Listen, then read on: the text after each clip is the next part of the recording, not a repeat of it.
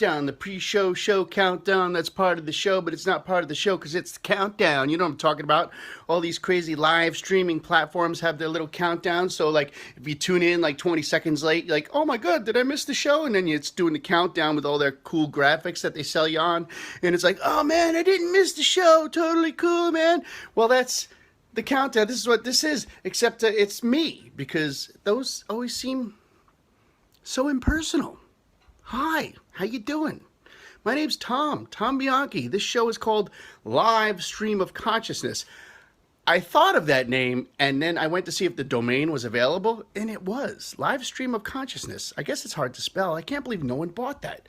I bought it. It's mine. I think it just directs to my website at this point. I haven't set it up. Anyway, me talk, make noise, babble, babble, babble.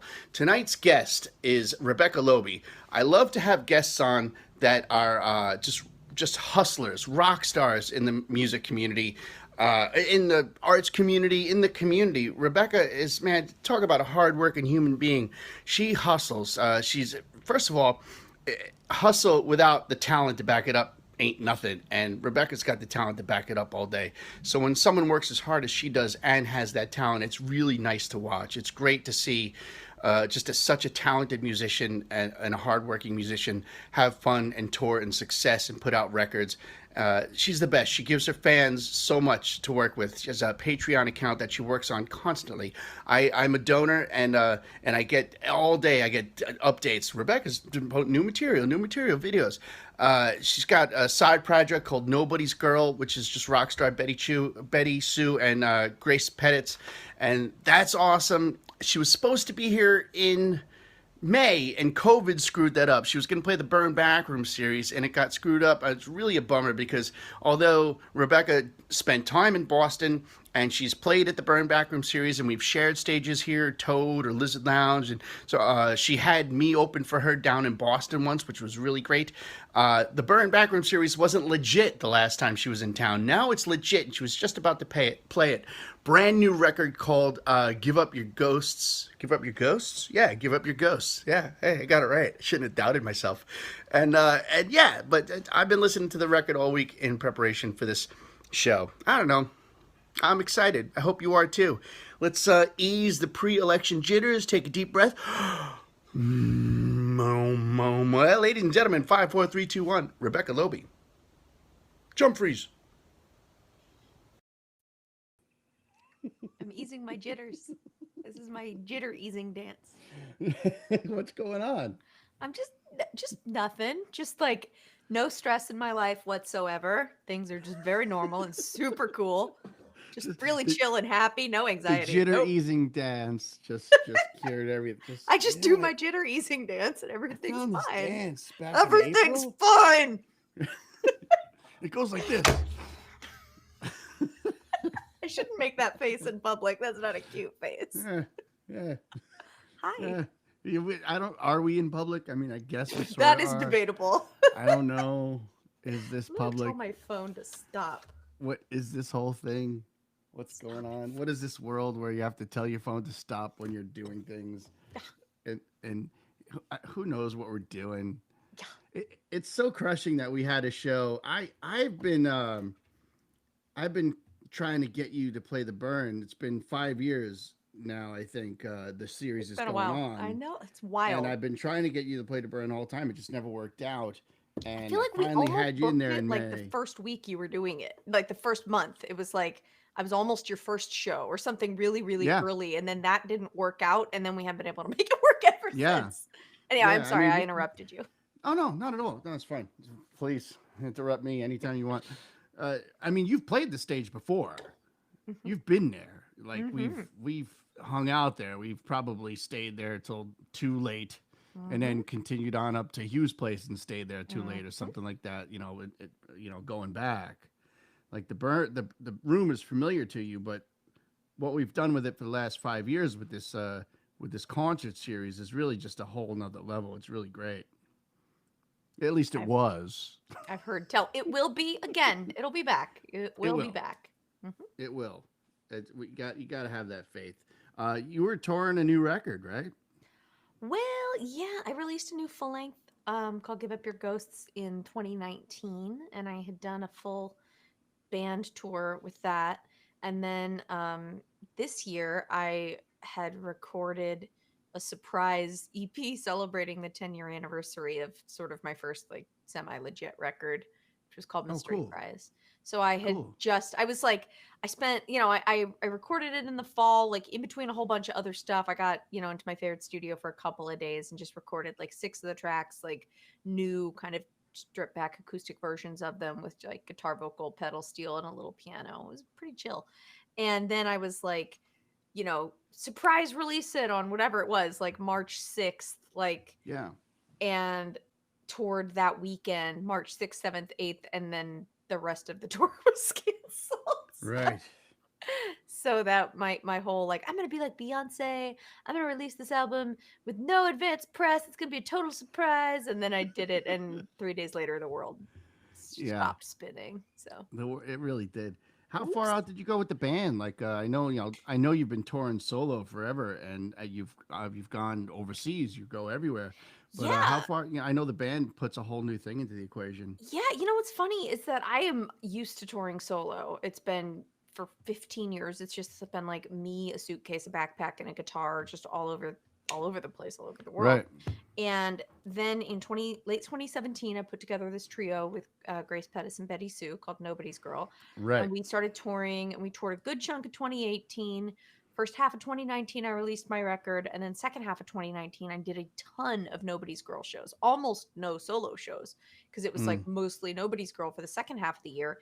And in the first half of the year, all the shows that I did were with my band. I put together a band with a drummer and a pedal steel player and toured. And I'd never done an extensive tour with a band as like a Right. band leader, so this is all new for me.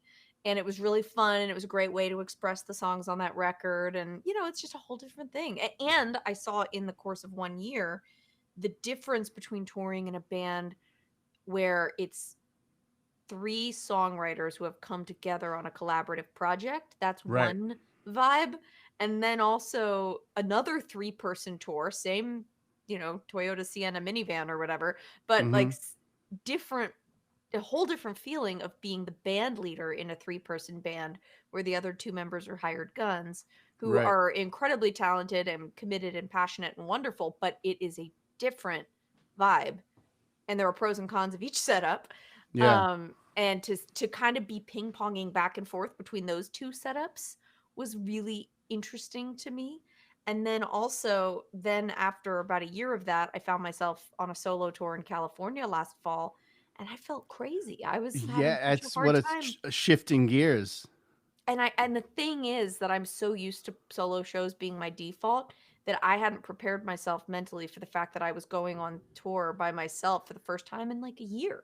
And I Right. felt like rusty, and I didn't quite know what to say and do on stage, and I was having this like, existential am I falling apart crisis. And then I realized like, wait, no, I just haven't done this in a long time. Like, Right. calm down. Everything's okay.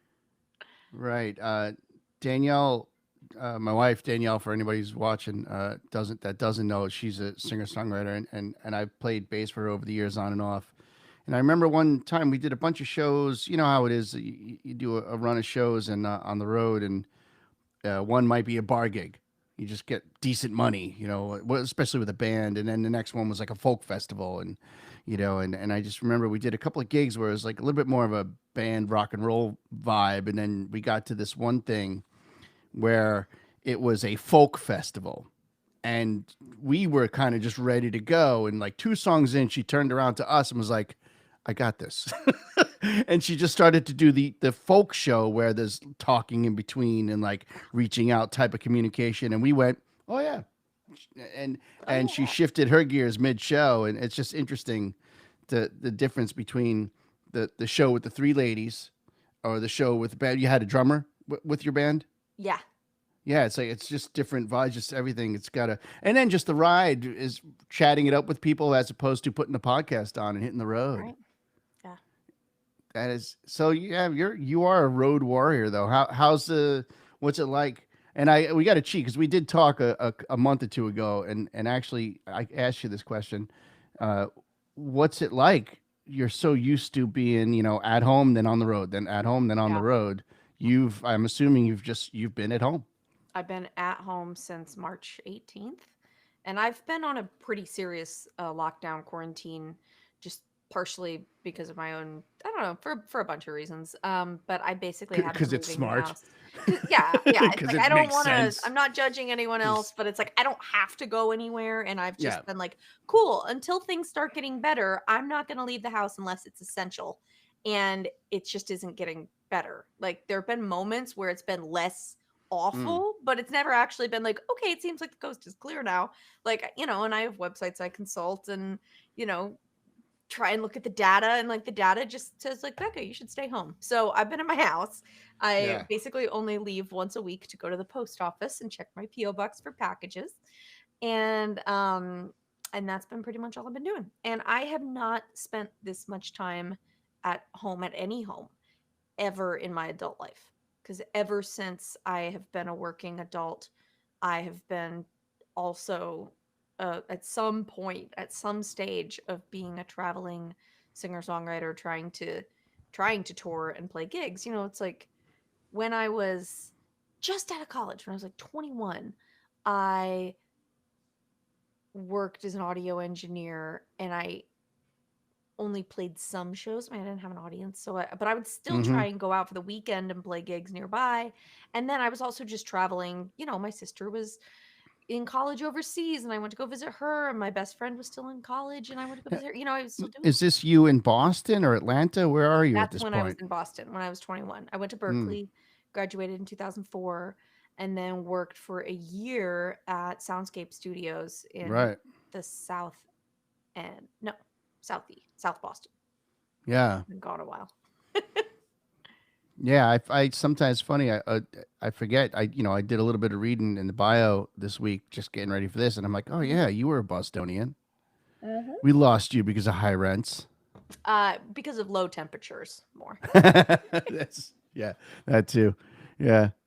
We right now we have like no heat. Why not? Because we moved we just moved we were in a place and it's a fixer upper. You can Then see if you I look would in the fix back, you that can see. first. Well, yeah, in the summer you're like, we'll get to it. Right. They're actually they're coming like Wednesday. What kind of heat is it? This is scintillating Yeah. content. People need to know. Well, Is this well, like oil? Is it it's radiator? What are we dealing with? it's we're going from oil to gas in Massachusetts, which is Ah, really all you can do. Either get a brand new oil burner, which is kind of dumb, or just go with gas. So it's like the thing is our burner is like from 1950 something. Like mm-hmm. right next to our burner is a bunch of in the basement. We're in a condo, a 3-story condo, like old Victorian style, classic Boston, Massachusetts kind of thing, like not a building. And the in the basement, right next to the burner, are a bunch of like old political signs, like elect Tony Bertatucci or something, right? Yeah, Uh, and I looked him up, and he's like from 1957 or something like that. So the burner, I think, is that old. sure. That makes sense. Like when it turns on, you could see the flame through like what's left of the iron casting. So it's like, yeah, we should have probably did that first. But in fairness, at that point, we had no kitchen. Okay. So, Okay. you know, and it Priorities. was the summer, and I was like, so I'm like barbecuing, and there's no walls in the kitchen. It's been great. I'll tell you what, it's been a great distraction because of Right. COVID. It's like this thing that we can do and invest time in, like mask up and put your goggles on and go to Home Depot, like in your chemical gear, like Mm-hmm. Mm-hmm. oh, here's the kitchen cabinet. Now, are the people in your neighborhood and your home and your area? They're like, who's this person? She's been around a lot. Right. Yeah. It's funny. Yeah. I mean, I'm not seeing a lot of people. Yeah. So so it's really just my fiance, who we've been together for like 300 years. Yeah. And we've been together 11 years, and people always would joke like, oh my god, you guys have been together for so long, and he always says, well, she's gone a lot, so it's more like 6.5. But but this is the first time we've been home like this much together, and it's been It's great. great. It's been really nice, and just being home, like really settling in. Like I've never actually set up my home studio, set up my home office. I mean, Mm. you know, I I am definitely like an optimistic, sort of make the most of it kind of person. So I've been really, I think two big personality traits of mine that have bubbled to the surface during these times has been one that I'm, you know, pretty positive, pretty optimistic, like always trying to see the bright side, trying to make the best out of whatever's going on. And also that if I am in any way stressed, I just keep myself busy. I just Mm, make up stuff to do. you So do. I mean, I've been doing that. you keep yourself busy for sure. I mean, that it's I love what you do at Patreon. Like, it's just, I started a Patreon thing a while back. I don't do anything with it. Most people like don't. Most people like, yeah, I do Patreon. They do it for like a month and then they just stop. But no, you're a badass. You've got it down. Thanks. You I know. really like it. I can't remember if I told you that I was working on this or not, but I actually just finished writing an ebook about Patreon. A, that is basically a compilation of all Y- of the email responses I've sent to friends over the years who have reached out to ask, questions about launching Patreon pages. And my thought Yeah. when I started this back in April was, people are home, there's a pandemic, a lot of people need Patreon pages. I'm going to make this ebook with all of my, thoughts on launching a page. And then I just kept editing it and re-editing it and adding on to it and then sent it out to some people for edits. And I mean, the folks at Patreon got involved and like, Oh my wow. manager sent them a copy and they wrote back with like some really helpful, additional resources and, but that necessitated a whole new round of edits and there's a lot of procrastinating between each round and then, more Right. proofreading and now it's finally done and it's like November and I think everybody who was going to start one because of the pandemic probably already has, but I'm going to put it out there. It's going to be free, so if you're watching this and or Cool. listening or That's whatever nice. at any point and want to start a Patreon It's page, going to be like a how-to. It's only. going to be literally the Yeah, map to doing it. yeah, it's Yeah. got my and it's just the how to of like my personal philosophy on starting a Patreon page. There are a million ways to do it. I am not an expert, I am not a guru. I just know the way I like to run it. So I just kind of mapped it all out like kind of here are the things you want to get together before you get started and then here's a timeline to follow to get it launched and But then like what to anything do after else, it you launches. do it. So it's like you work at it. You give to it. So the world gives it back to you. Like you have Patreon fans and friends. We one of my good friends here in Boston, uh I got so much more cred when I told her that I knew you. She was, oh, you know Rebecca. So her name's Rachel Marie, and she's a wonderful performer and singer songwriter.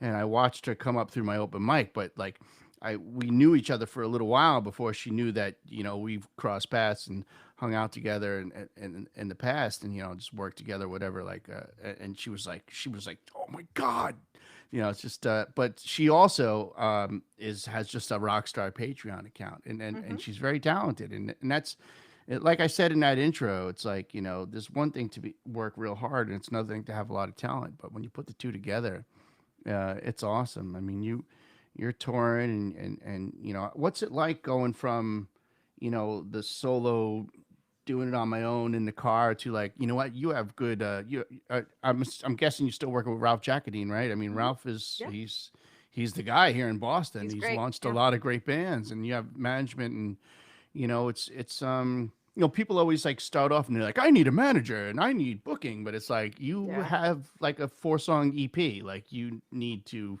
do a little more, and like you have it and you've done it all and you're still doing it. Like it's trying to get, because I've always hosted open mics and trying to get it installed into somebody's head. It's like, yeah, nobody wants to manage you if you can't manage yourself. So like now that you're finally at that point where it's like I can book myself, I can manage myself, I can do all the PR, but now I'm in a position. What's it like? Do you kick back, or do you say, okay, now that that's covered, let me go attack this stuff that I couldn't get to because I was too busy doing that? Well, gosh. Okay, so bunch of thoughts. Boom, boom, boom, boom, boom. Stream of consciousness. Here we go. Yeah. So long time ago, 2007, 8, 9, I was on what I called manager quest. And I was like, what I need is a manager. I need someone to help me steer the ship. I need a manager to help me make decisions, build my career, and help me with some of this busy work and bric-a-brac and, all of the constant grind of stuff that has to get done so that I can focus on art. That's what I always thought was I need a manager so that Mm. they can deal with all of the business and I can focus on art. So I, I was traveling then, and I went to a lot of music conferences, um, where I would meet, panelists and watch panels all about like building your team, and I would meet the panelists afterwards and try and like schmooze up to them and go on lunch meetings and stuff. And Sure. Yeah. I ended up at a lunch meeting with a guy who was at the time managing Grace Potter, and he had done a lot with her career. He's a really nice guy. We're still friends. And he looked me right in the eye and said, "A manager's job is to control the flood. A manager decides where to put the sandbags and where to control the flood. A manager does not make water." And I was like, "Oh." Wow. Yeah, it was That's harsh. great. He was like, "You don't need a manager right now. You need an Yeah. assistant. You need to hire someone for $10 an hour to send out posters and update your website and do this busy work. And if you can't afford $10 an hour, then you definitely can't afford a manager." So, and he's Right. like, "And if you can't afford $10 an hour, then it's not worth it for any manager to work for you. Right. So that's what you need first is an assistant." And that was great advice. And I repeat that all the time is like, start with just hiring somebody hourly, a few hours a week to help get some of that How busy work awesome off is your that plate. advice? That's Hmm. real because it nails it on the head. Yeah, You don't need a man. Yeah. That's. God, I'm that processing was that. That's great advice. that was Wow. that was big. And his I advice hope to there's me is some that songwriters watching. I hope there's some young song because I do have a crew of young songwriters. Dating back from my open mic days. Because that boom, I'm writing that down. well, and the other thing he said was You know like, what I think? yeah, you know what I think? Tom thinks Tom's you wisdom. don't need him.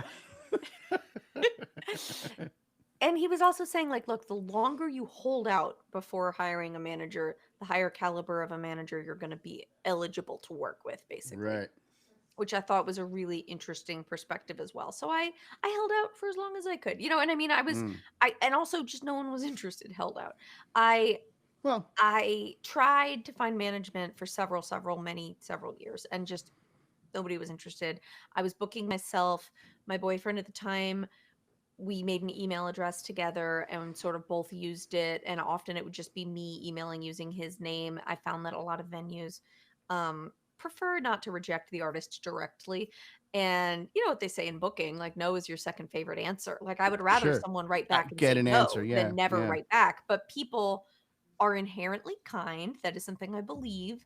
And even if they don't like your music, or even if they can't fit it into their venue, or even if they know you're not going to sell enough tickets to make it worthwhile for them to turn on the lights and run a venue, they still don't want to email a young struggling musician and say no. That feels gross and people don't want to do it. And there are nice ways to do it, but that takes more time. It takes empathy. It's emotionally exhausting. And I Mm. just believe that a lot of those emails go unanswered because people are kind and would rather just say yes to the yeses and not deal with the rest of it. But then, as Mm. someone who's making requests, it's so frustrating to have hundreds of unanswered requests out there. I was just starting to do. It was just getting steam at the burn. I was just starting a series. What did I have a name for it? Yeah, I did. Let's do brunch. Oh, cool. Yeah. Because I Great get name. so because it. I mean, I had a lot of rock bands at the burn. I had punk bands. I had a lot of international music, but it's Boston and New England, and I had a lot of solo singer songwriters. There's a ton of them out there. And I I would get the press kits constantly. Singer songwriter, a lot of Berkeley kids. And it's like you said, young. They're not. Nobody has a draw yet, and that's I've always had the open mics, but now I don't do the open mic anymore because it's the gig is taken over. But I still wanted to provide that platform, so I started doing like a brunch series that basically was like, listen, I was listen. I have to pay a sound engineer to be there. It's do a low $10 cover, $12 cover. People are like do five. I'm like, no, fuck the $5 cover. Musicians got to make money. So I'll do low cover, and like the first like $100 would go to my engineer because I gotta pay that human to make you sound good. Because my whole series is based on the fact that like it has to sound good. Like it's the Mm-hmm. engineer and the sound system is the first line of defense. I don't care if you're who you are, you're gonna have a shitty show if you don't have good sound. So And true. I was like, and then the rest, the next big chunk of money to come in, it goes directly to the artist. Like I don't need to make money off these brunch shows unless you're making a little bit of money. And that's what I did. And they were really, they were starting to, they were great because they would hook up like young songwriters. They put like four of them together on the stage. And some older songwriters were just like, not touring, hobbyists, if you will, if I dare say, just like, but great talent. It's been Mm-hmm. living in New England forever and playing music. They get together and do like four in the round. So they're just happy to play in front of their friends and their Mm-hmm. friends' friends and basically be playing at like noon instead of like 9 o'clock at night or some shitty room. I'll, when things get back to normal, I'll pick it up again. But I think that's it's so important. I mean, think about when we were starting out, just the to have a place to play and like an impact, a place to have an impact on people. Well, and that's I've been thinking about that a lot throughout the pandemic because it's like it's hard enough dealing with this right now. I had 100 tour dates canceled and was in the middle of Oh an my album release god, tour. And 100 fucking dates! Holy Jesus! something like I mean, I haven't gone through and counted, but I would bet all the money in my pockets that it was somewhere in the zone of 100 shows. Um and I was just like launching this new EP and still touring my record that came out last year, and it kind of hurt. It smarted. It was uncomfortable, and I had to sort of reposition. But I've been touring for 15 years. I have thousands Mm, of people in my newsletter. I have resources in terms of my network that have mm, allowed me to play online shows, but not too often. It's like I play maybe one online show a month if I'm feeling it. I can really hype it up. I do, I was able to like after I got my bearings, I did a push on my Patreon page. I printed a bandana. I did a special offer. People were incredibly kind and generous, and I increased my Patreon by about 50% like over the course mm-hmm, of this time, and it's like those are all options to me because of the 15 years I've put in on the road. But it's like mm-hmm. if this had happened to me in 2006 when Yeah. I had just quit my job full time, just Oh, given up my apartment, moved into my car and decided to like try and make a living playing for 50 maybe $100 a night if that on the road 6 nights a week for months on end. Like that's what I was looking at in 2006. And if this had happened in the middle of that tour, like I don't know what I would have done. I mean, I would have probably crawled back to one of my parents' house and just like made. But the thing is that like at that point, I wouldn't have had the ability to sustain myself with music, and I probably would have had to just pivot career wise. And so right. I'm And afraid then of the music we're gonna lose as a in result. normal times, you'd be like, "Oh, I'll just get a job at a coffee shop," and you can't even do that. Yeah. Yeah, no, so I mean, I think that like it would probably have been like a retrain, go to online grad school kind of scenario. Mm, And maybe I would have found another passion or gone another direction. I don't know.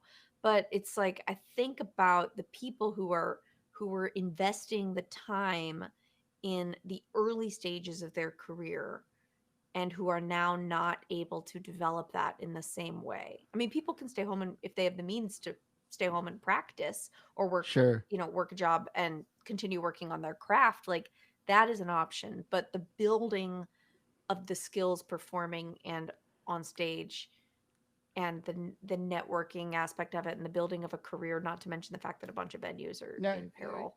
It's now, I'm worried. I'm worried for the culture. do you still? I mean, I know obviously not this year, but like pretend there's no COVID, I guess, for the sake of the Sure. I love conversation. this game. Yeah. You're doing the folk alliance conferences and stuff like Mhm. that. You do those consistently, right? Mhm. Um, do you find that young musicians are still doing it the same way you did when you came up, or are they finding more outlet with the Facebook video and the YouTube and the internet? Like, and like, for me personally, I think I'm just going to come out and say it. I think young artists are doing it on this way, the way we're doing it, even though Yeah. it's pre-COVID, and you Well, don't we get are the very same. young, you and I. So Well, you are. I'm talking like rookies. Like come on, uh, you know, um, like I feel like they're missing out on something. Like there's no way they can be the same level of performer as somebody who just got up and like you went to Berkeley and became an audio engineer and did the open mics and did the touring and did it out of your car. Whereas like I don't see the kids touring out of their car like I used to, even just in the last few years, let alone the last like say 10. Like because I did that Lizard Lounge open mic for 11 years and I gave it up just a few years ago. hmm And like all that touring like stopped like 4 or 5 years ago. I just didn't see it anymore. In the beginning of the open mic, I'd have like a duo from Tennessee and a guy from Georgia and some dude from North Dakota, like people from all around the country, and that kind of dried up. that's so interesting. You see, you would actually know better than I, because what I do is so insular. I do my thing, and I'm in my own little bubble of doing what I do, and my bubble has Well, moved that's why I mentioned through the the world conferences and because that's grown where with you would me. see those people. Yeah. So when I first went to Folk Alliance in 2008, uh it was my first time at something like that, and it blew my mind wide open, and there were people of all different ages. I mean, there were people, I generally felt like the youngest person in the room at stuff like that when Mm, I was 24, 25 when I started going, and there weren't a ton of people exactly my age, but there were peers, other people in their 20s for sure. And in some ways, like with Folk Alliance and with the Kerrville Folk Festival, which is like another big home base for me mm, performance wise, it feels like the generation of people my age that went into it, like there aren't that many people behind us, like filling in. Like, I started going to that stuff when I was 24, 25. I'm not sure there are many 24, 25 year olds in those spaces now. But then mm, again, I'm just not aware of how many other people like me there were there at the time. So I don't know if right. that's changed or not, which is why I your wonder perspective at if the open mic is so interesting. this format is going to be so done by the time we get back to normal, if that's going to flip and everybody's going to come back out and play the clubs and the streets and the festivals and the stages and the hallways at NERFA. It's like I wonder, like I really wonder what the next thing is going to bring and what's like. I wonder if we're going to go through a phase where people are like, you know what, fucking like if like social media dries up because everybody's just like, I don't need this anymore for a little while, like because we're so inundated with social media, it's disgusting. It's so like I'm looking at the screen over here because you notice the comments aren't working for us. Like you and I are only seeing a couple comments. So I Oh, popped open another window and I'm look. By the way, like the No Play Special crew is watching, and Sarah Blacker said hello, and Buffy Hubblebank. Do you know her? I Because do. How do you know her?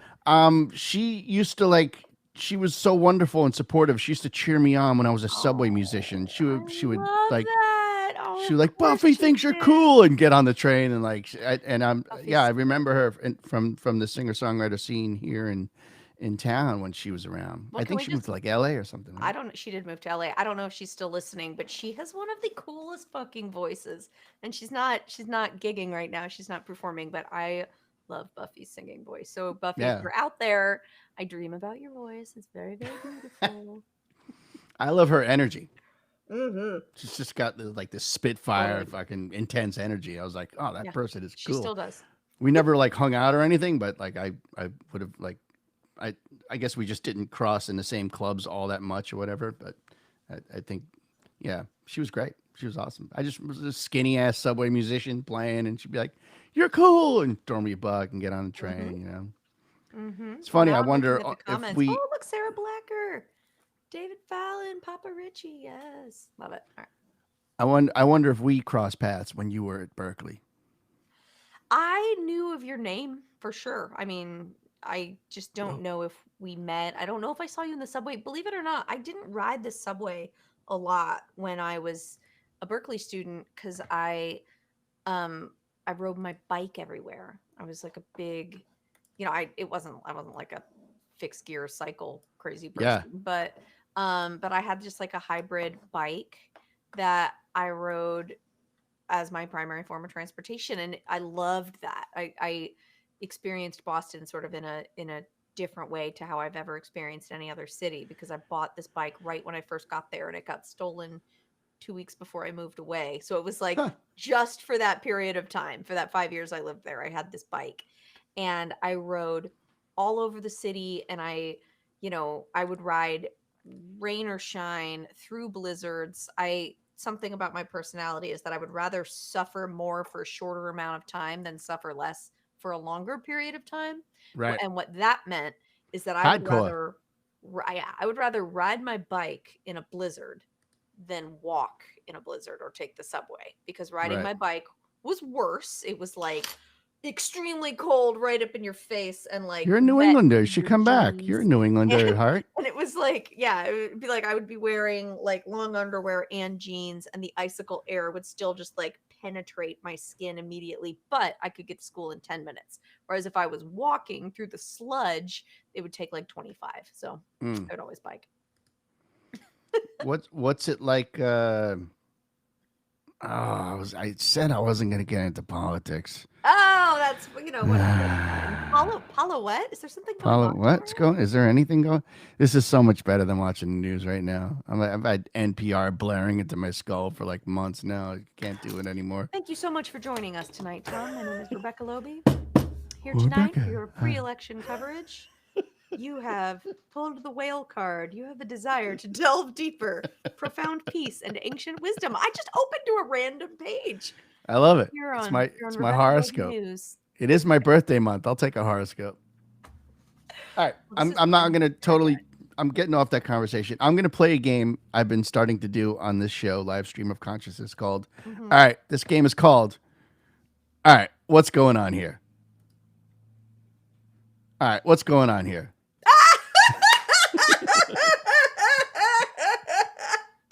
That was one of my favorite days. Oh my gosh. Okay. So that is I could write a dissertation. I about picked the a good one. photo. I picked a good one. All An right. excellent one. So this photo, I was on tour with Raina Rose in the fall of 2009. We did 30 shows in 30 days all across the East Coast and back to Texas.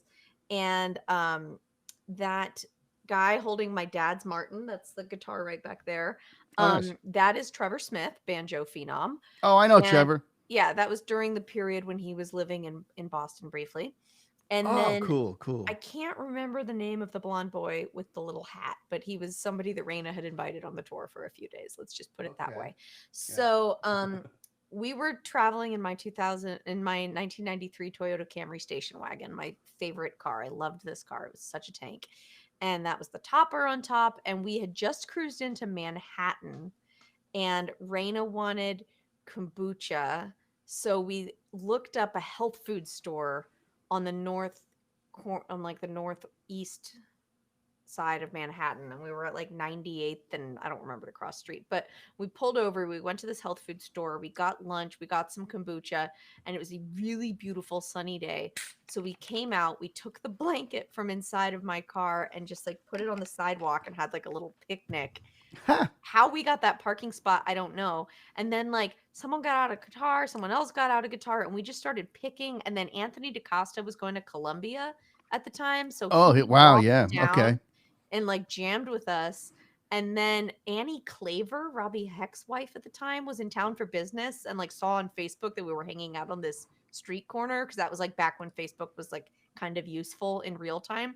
So she came and hung out, and we sat there for like 4 or 5 hours just like having a little party on the blanket next to my station wagon on a corner in Manhattan. I was supposed to go to dinner, some event that night, and I just blew it off, and it was blissful. It was so much fun. It was ridiculous. That's awesome. I picked a good one. I'm glad I picked that A one. really good one. Trevor Smith lived in Boston for a little while, and that was a lot of fun. I actually played with him a ton. He's a jammer, and he is so he's good. He's a beast of a player. Yeah. Mm-hmm. I his band was did. nominated for a freaking Grammy last year, right? Was he really? Yeah, he's in Wood and Wire. He's in a bluegrass band Oh, called Wood and Wire. makes sense. Makes And sense. they got nominated for a bluegrass Grammy in 2019, I think. I had a show. I did it. It was just a backyard party, but it was a pretty big backyard party, and we had a nice little PA system. To this day, it's one of my favorite random experiences on stage. Trevor was only 21 at the time, Mhm. maybe. He was very young. Maybe. He was the but the whole time he was here, I was that idiot who said it was Trevor's birthday every time he was in the room. I don't think he's to this day I still go like happy birthday Trevor on his page every once in a while. He does not That's really respond. I don't think he funny. thinks Oh it's my funny god. at all. I'm an idiot. I can't stop doing it, right? But he was just 20 or just 21. He might have even turned 21 here in Boston, which maybe started the joke. But we were up in Vermont. He played guitar and banjo. I played bass, of course. We all had a microphone, and we had a drummer up in Vermont. A guy I knew went by the name of Shrimp, who played. I met him. I was touring with Clima, and we met at Mhm. what was that? The Langdon Street Cafe. Oh, And he was in playing Montpelier? in Montpelier. I met Shrimp. He was playing. Greg and I needed a drummer. We had this gig, and they're like, you need a band to play here. It was like Charlie O's or something like that. You need a And band to play here. We're not going to give you any bagels. yeah, basically, yeah. It was like a dive bar, and so we went to Montpelier on Aeneas's word because her husband was playing. Noah, I think is That's his his name, name. right? Hmm. Um, he was doing like a honky tonk Friday or something like that, an early set. And this guy Shrimp was playing drums for Noah and this honky tonk gig. So we grabbed Shrimp and we did this gig. Anyway, I knew this guy Shrimp, and we had this backyard party up Vermont. So it was Trevor, Shrimp, and myself. But Trevor was 21, and I at the time was 40 on the nose. So that's a 20-year difference, pretty much. And Shrimp was 60, Oh, and we did a pickup gig with 20, 40, and 60-year-old dudes who, like, two of which were meeting for the first time, and we just went song for song for like 3 long sets in a backyard Fourth of July party in Vermont with a full house. And it was just one of those things where it's like we no rehearsal, we just crushed this yeah. thing. I It believe was it. so much fun. Really, to this day, I love Trevor Smith. I'm so glad you mentioned his name. Yeah, he's so good. I'm glad you picked that picture. Raina probably took that picture, actually. Is that right? Yeah, All because she right. wasn't in it and she was definitely there. That leads me to the next one. All right. Uh-oh. What is going on here? What's going on here? You're picking such good ones. That was at Folk Alliance in 2013 when it was in Toronto. And Raina and I were in the back of a super crowded ballroom watching Dar Williams play. And, we both grew up listening to Dar Williams songs. And Raina knew the song that she was playing. And we were kind of just like, you know, giggly smiley in the back of the room. But then Yeah. this one particular song started, and like I think at the chorus, Raina was like, "Come on, let's dance." And then we started dancing, like really goofy dancing. And then the next line was, "And then the dancing girls, blah blah blah." And like Raina knew that line was coming, which was why she wanted to start dancing. And somebody caught that picture of it. I love it. Yeah, I don't even know who took that. I love it. All right. One more.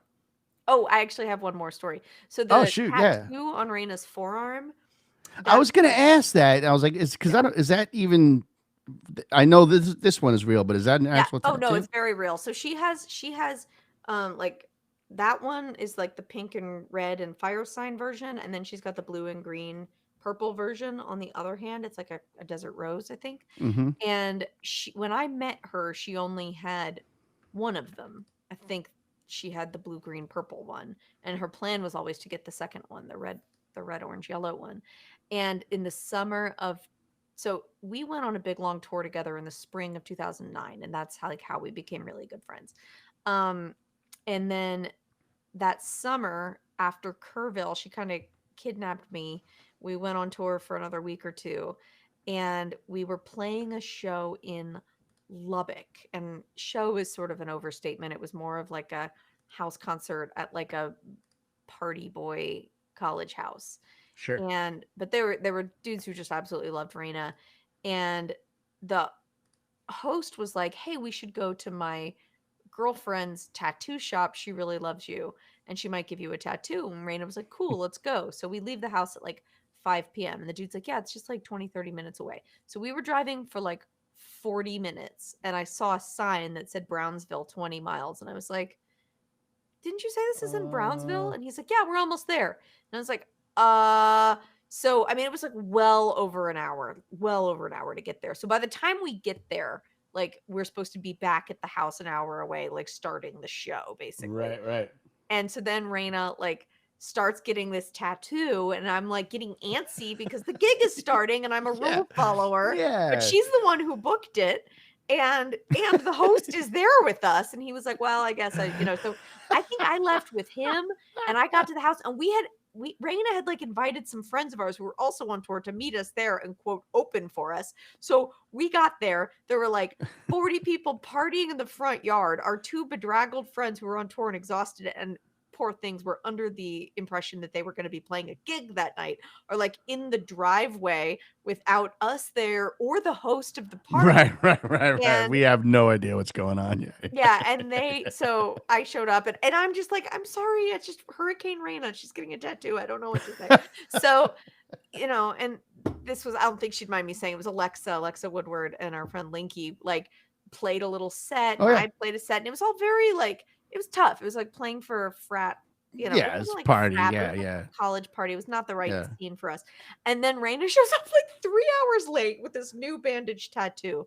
And she like walks in, like just as I'm finishing playing, she has her guitar. She goes and sits in the middle of the room on a coffee table. And everyone just sits on the floor at her feet around her and just looks up for her to start playing. And she goes, "Sorry, I'm late. I had a tattoo emergency."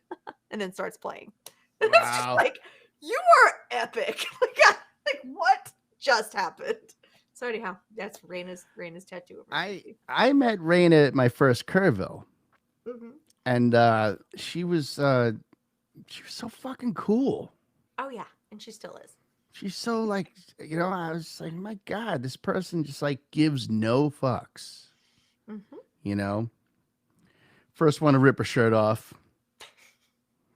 She doesn't do that. But Whatever. I know. I mean, this is years ago, but like, and it's, I don't, of course, I don't mean that in some like, oh, she took her shirt off. Yeah. It's not what I mean. Because if anybody's tuning in, they know what Kerrville is. You're like, oh, yeah, it's fucking Kerrville, But like, she just didn't give a fuck.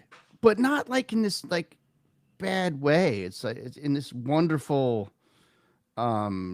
create this wonderful energy, this wonderful, like, she's just like, ready to sing a song, ready to share an experience, just like she's like you said, Hurricane Raina. Yeah, she's a free spirit. Free spirit.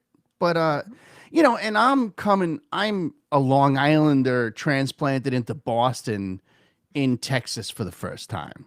So I don't know what the fuck to make of this whole experience. Like, hey man, welcome home. And like the first day I'm just like walking and they're like, dude, where's the fire? Like the whole thing, like it just hit me so hard. Like I'll never. Kerrville is very important to me in my development as a performer and as a person and as a personality, I suppose, because it really taught me how to like literally and figuratively stand on the table and sing a song. Before then I was just like kind of singing and like, but it teaches you how to be like, I'm up, just here I am, and I don't like, the rain would be coming down and we'd all be finding shelter under that Threadgill stage and standing on a rickety chair, taking turns singing and dancing. But then the next day everything would be on the real stage, and then the campfires. Rain is a big part of that because it was the first one, and she was like one of the persons that you just see, just like you said, holding court. She would just hold court. Yeah, man.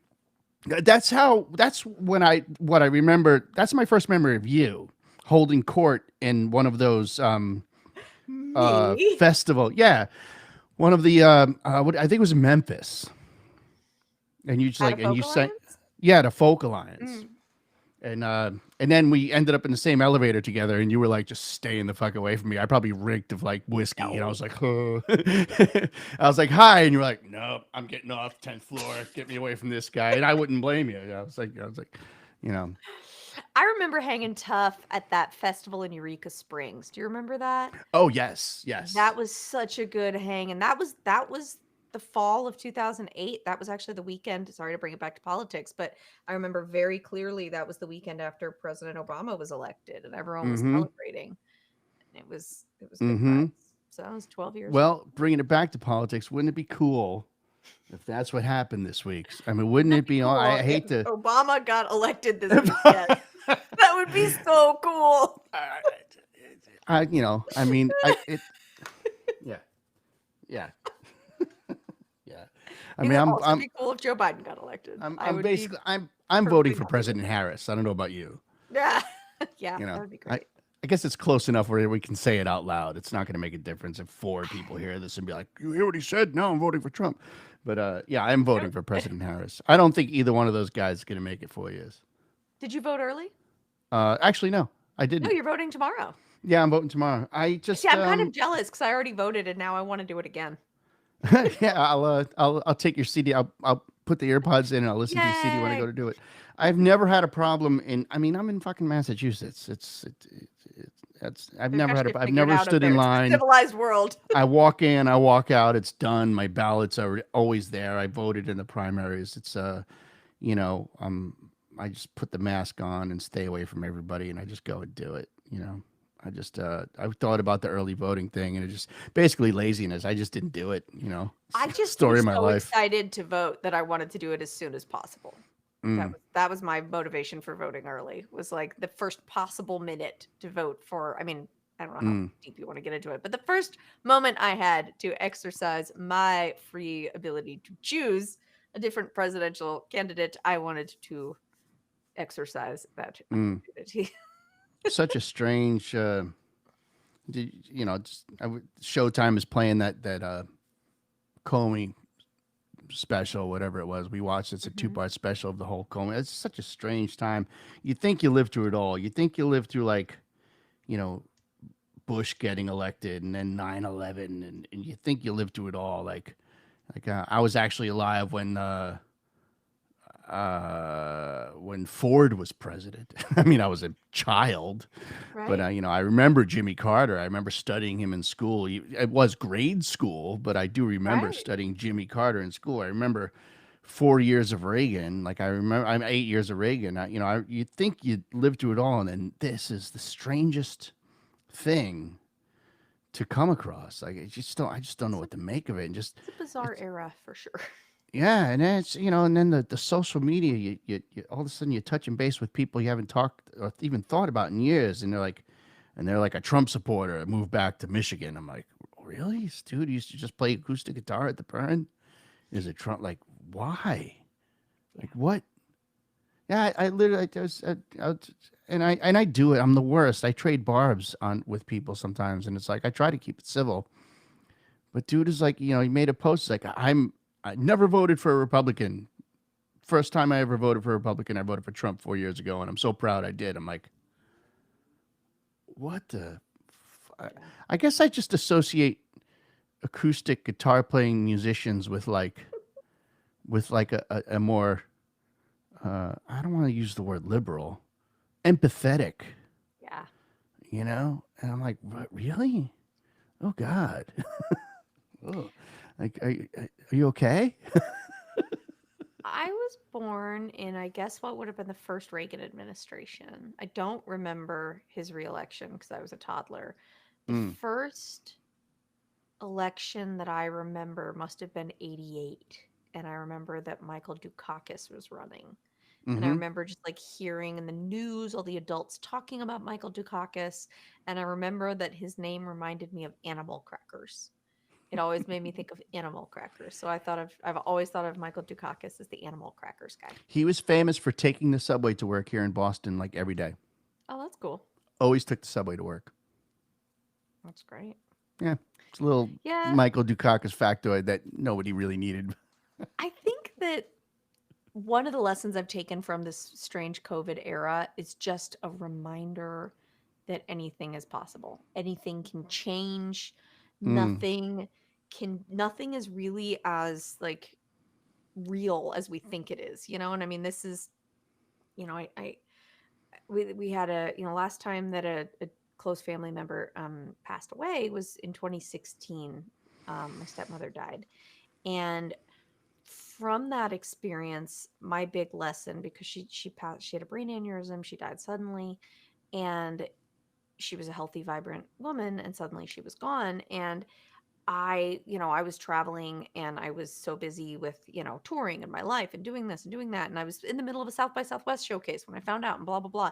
And it mm, was my mother's wife, and my mom texted that Kitty had had a stroke or an aneurysm. And I was just like, oh, I have to go to Maryland now. I just like everything that was on my calendar just wasn't there anymore. I was just like, mm. okay, I have to go do this now.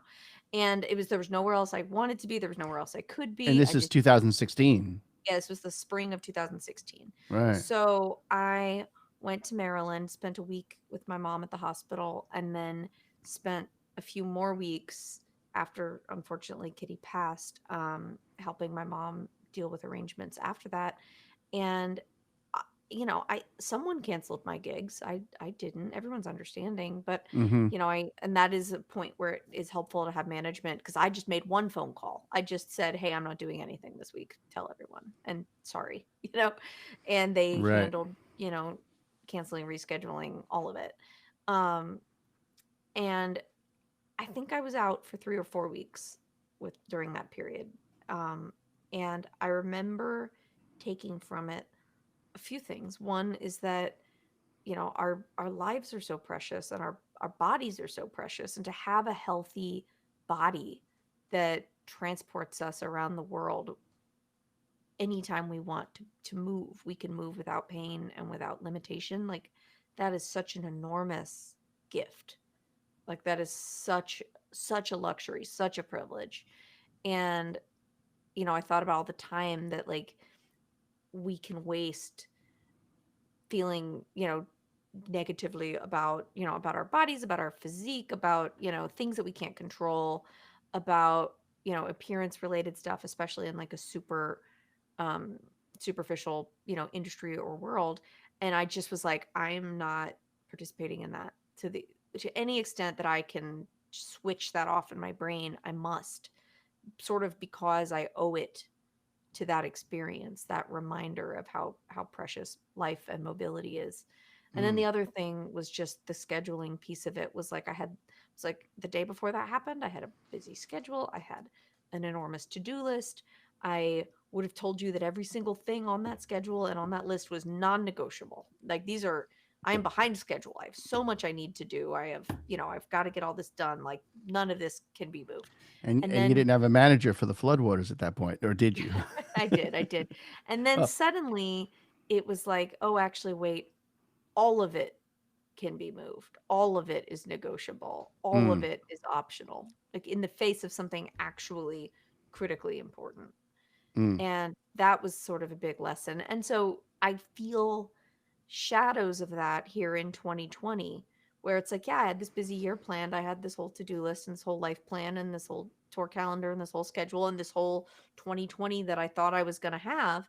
And then COVID came as a reminder that, like, oh yeah, that's just the best case well, I scenario, guess I'll like, just but there are say, other scenarios out there. Like, everything can change.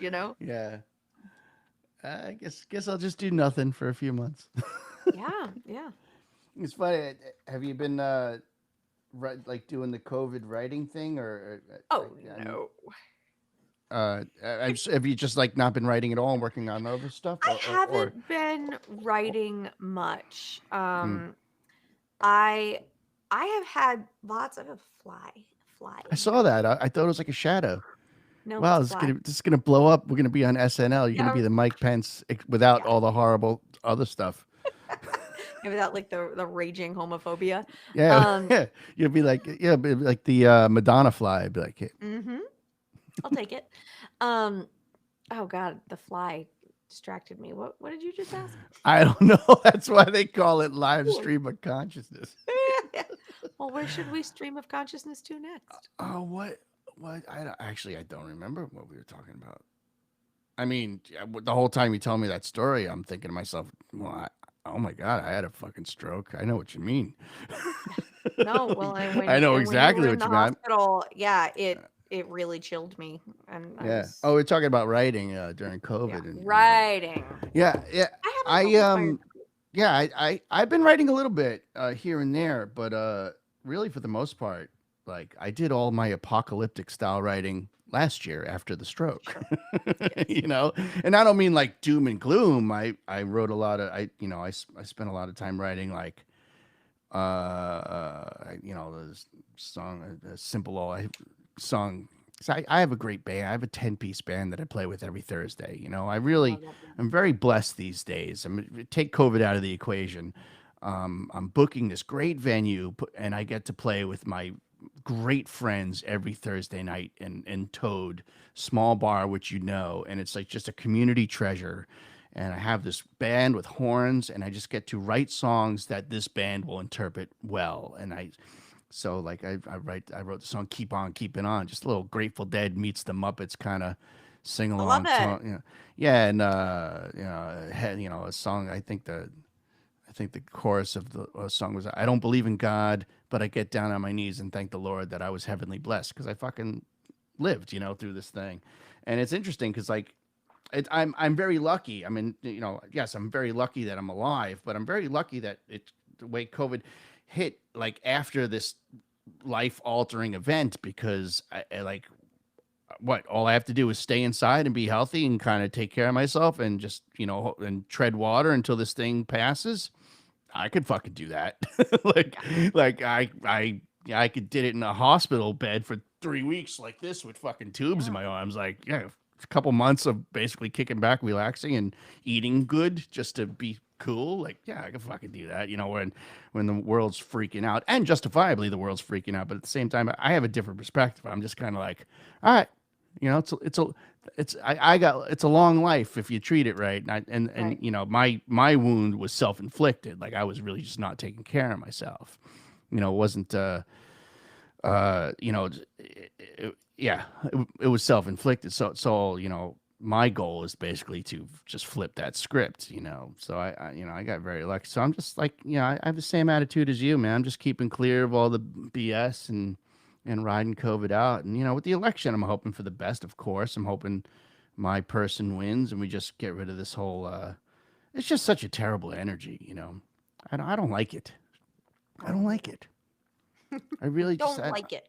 yeah. I mean, it's funny because you take politics out of the equation, and a lot of folks like here in Massachusetts are folks I really uh, type. I really like. I ride a motorcycle. I love riding motorcycles. I got into about 6, 7 years ago, and like Harley dudes, like they're the funniest dudes. Like they're just kind of they get the door for you with a smile, and they just love to talk. And like, yeah, I mean, yeah, you get below the surface and there's some weird shit going on, but it's like, it's like touring like I mean, you're from Georgia. I mean, sometimes you tour the South, and it's just some of the most you pull the weird racism out of it, and there's some of the most beautiful people you ever met. Well, I know that statement doesn't make sense, but I do believe that people are inherently kind and that people are good, and right, that's what I'm and saying. that's been reaffirmed for me on tour over and over and over again, and that's why I prefer dealing with people face to face rather than over social media every Right. day of the week, Because you because there's might so much actually new. change like, not that you're out there to change somebody, but when somebody comes to you at the end of the show and says, "Oh, does your husband let you tour by yourself?" You school them. Yeah.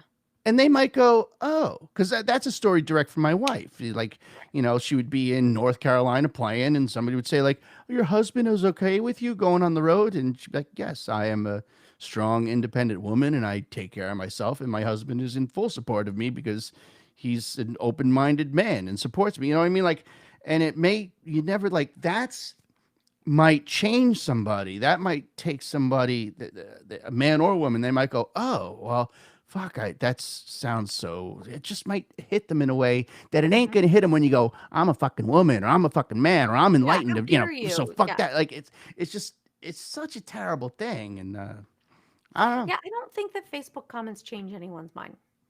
Rarely, Yeah. I just don't feel not like it really happens. enough. Even if there's an argument, even if there's one argument for it, it's not enough. No way. In fact, I think it solidifies things in the other way so hard. I had a friend of mine, a high school friend of mine, acquaintance at this point because we're so far removed. But that one year we all sat at the lunch table, and I have Yeah. fond memories of this woman. I almost said girl because we were kids, but this woman, and oh god, let me try to get I I think I made a post. I opened my big mouth about something, and she was like, "Well, she is genuinely on the fence. I think this person. I've seen the questions she asks, and she is genuinely on the fence. She's a God-fearing woman. She's very religious, but at the same, but she's not like a religious person who's like Trump will save us our salvation. She's not like that. She just often tries to avoid the politics, but still is like asking questions and." She said, well, statistics aren't always right. And I stated my case. I was like, well, listen, this is a study and this and that. And even I say common sense says, Trump is putting on super spreaders. But I also, this is a study backing up my common sense, and then I had two or three people, Northeast people, my people, just throw this woman under the bus. Right. They were just like, it's called an education, Yeah. and it's things you learn when you actually go to school. Slap slap. It's like, whoa, like, and I know that this woman is not, she's not doing that.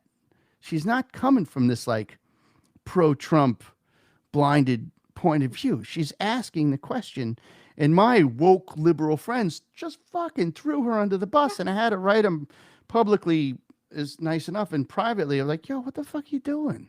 Yeah. No, Like, I agree. I stopped writing political stuff on Facebook a long time ago because it just got to be too hard to watch people that I know and love from all over the spectrum and all over the country and all different parts of my life tearing each other apart. Like I can't sit there and babysit a feed all day. mm, I have shit to do.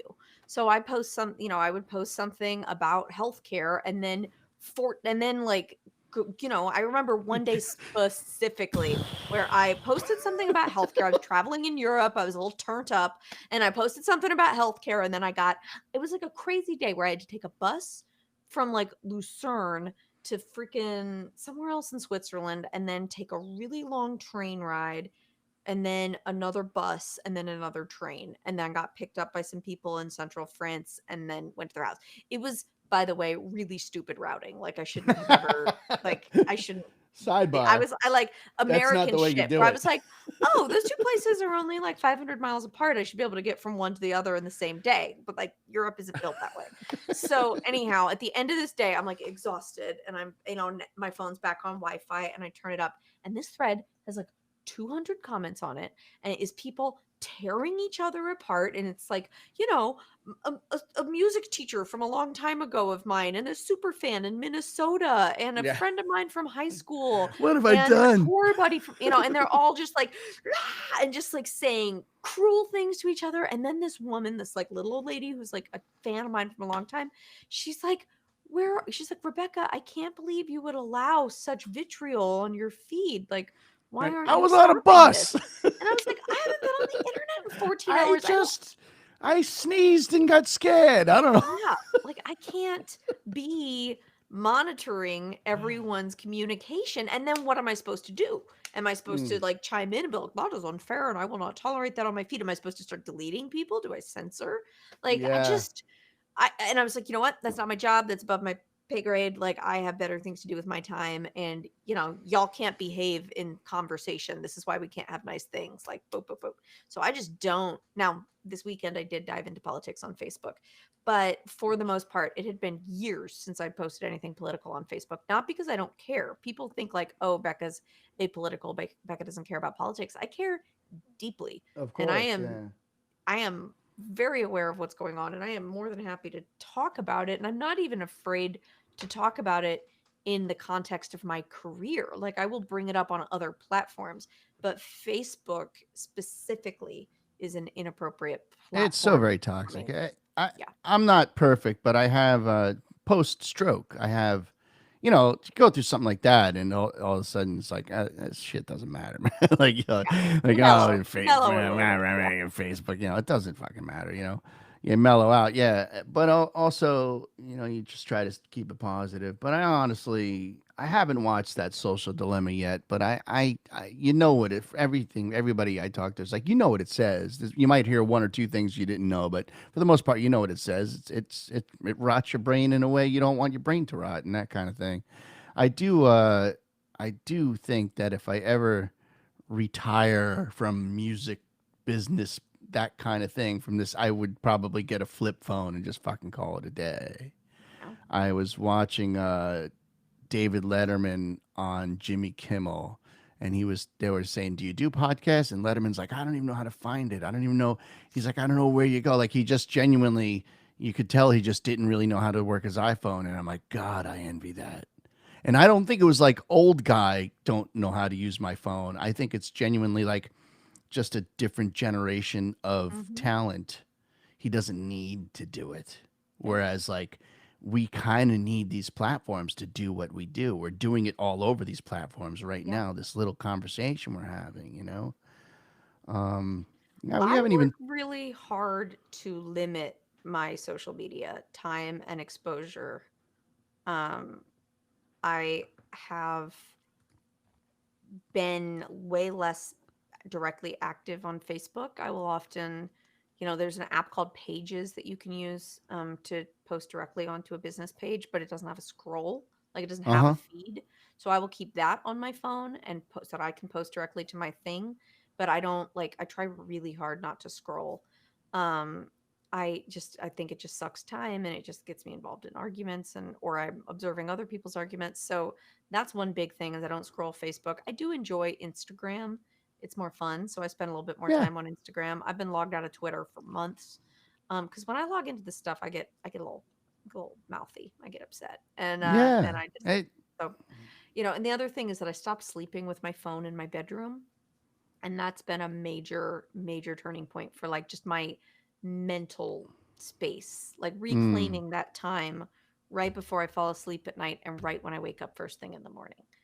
I mm, wake up, I don't have a device next to my head. I have an alarm clock next to my bed. And I wake up, I stretch, hopefully I meditate. I don't always meditate, but I try. And then when I get done with like my morning routine, then I will go to my computer where my phone is plugged in and hook into text, email, and whatever social media I'm engaging with at that time. that's a great way to be. I'm trying. This way, when you're looking at the screen, it's not like when you are working on things like a video for Patreon. Hmm. It's not like your 10th hour looking at the screen.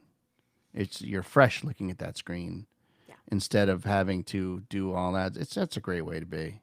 I'm trying. I also don't have email on my phone right now. And I go on and Oh. off with this, but I started taking email off my phone about a year ago. And right now it's not that big a deal because I'm at home 24/7. Mm, But what I was finding was when I was home and not on tour, I'd be like, anytime I'm like sitting at a red light, I'd look at my phone, or I'd be in the checkout line at the grocery store and I'd pull out my phone and just quickly scan email. And suddenly I'm not in line at the grocery store. I am like swirling in this, it's like, can you play a gig in Minnesota in mid mm, July of 2023? And I'm like thinking about logistics and like all this other stuff to do. And it's like, instead, I'm removed from this interaction with the local people at my local grocery store. So I took email off of my phone then. That was probably about 14 months ago. And mm, occasionally when I'm on tour, not that I'm on tour right now, but when I was on tour in that intervening time, I'd put email back on my phone because it wasn't really practical to like not have access to it for the majority of the day. But I don't mm, know. I'm in a constant battle. I'm very, very conscious of what media I'm consuming. And I tried like I'm really trying to like tinker with the default state of of social media and of just all forms of communication. Like I'm not just like I realized like if you just roll with the flow, if you just like have all the apps on your phone that are available and like use it the way that it's possible to use them, like you are just making yourself so available to the world at all times. And it's like, do I want to be that available? Mm-hmm. Do I want everyone to have that level of access to my emotional Mm-hmm. state and my mental state and my real estate in my brain? Like, no, that's mine to give out if I want to. So I've been trying to just be really particular about it. Wow, who needs the social dilemma when you could tune into you for a little bit and just get set straight? Like, oh my God, this is better than any TV. That's the best advice in the world. I haven't watched The Social Dilemma because again, I'm like, I don't feel like I need the reminder, and I think Yeah, that just no, would you make me seems like you throw got it. my You computer got it out. down because you've got the balance down, I'm which trying. is I'm it's trying good. really hard. And that's the Yeah, thing is that it's a constant, it's like I'll go on a social media break where I'm like not logging into anything, but I mean these things are engineered to be addictive, oh, you know? absolutely. So, I will start to miss that little ping ping ping of like attention on Instagram or connection on Instagram and I'll get back to it, I and do all that. I go on to Facebook to make events for these shows, and then 30 minutes pass, and I haven't even started to make Mhm. the event. I'm looking Yep. at fucking dog pictures, and Yep. Or you forget what you even opened it for. yeah, you just continue on doing something else, and then you're at the supermarket. You're like, oh yeah, I forgot to do that thing.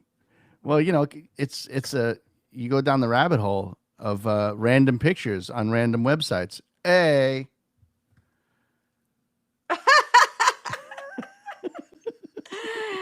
You know where that was?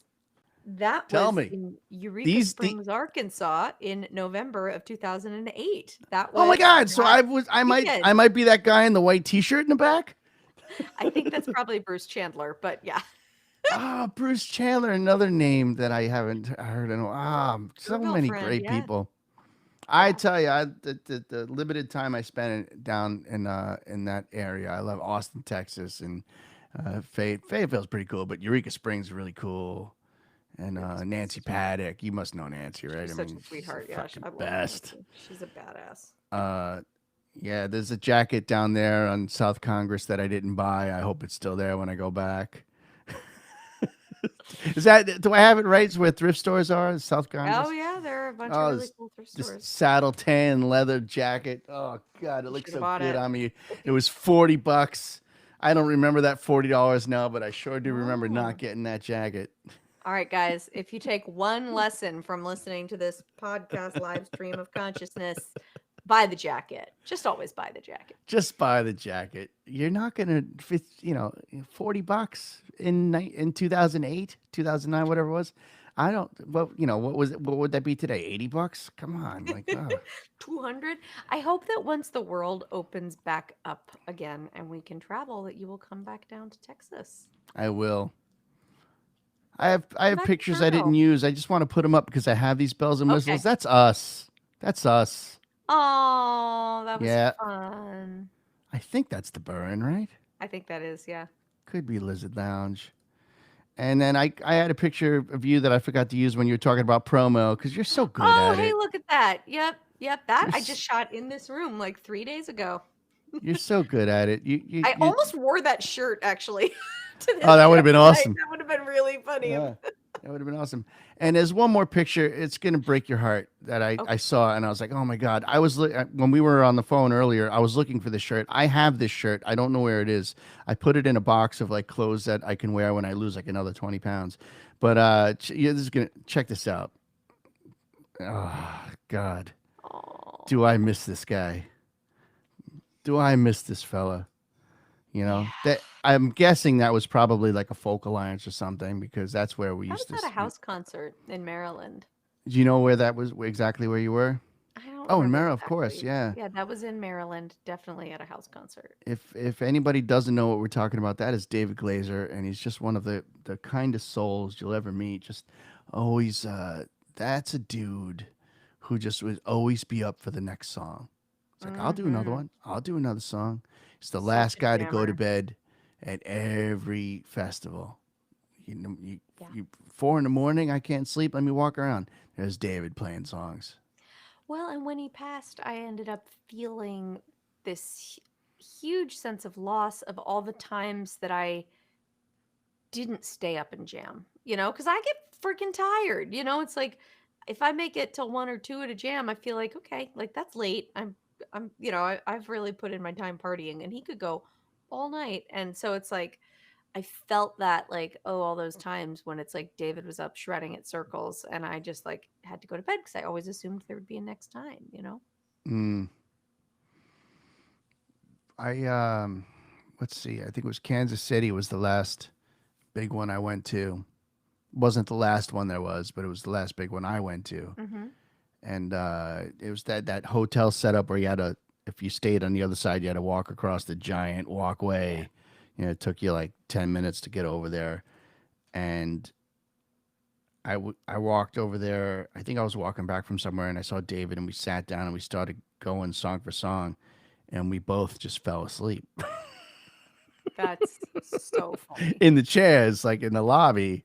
Like I guess maybe at 20 minutes. I don't know, but I know I woke up first. I was like, I'm out. I'm out. He's out.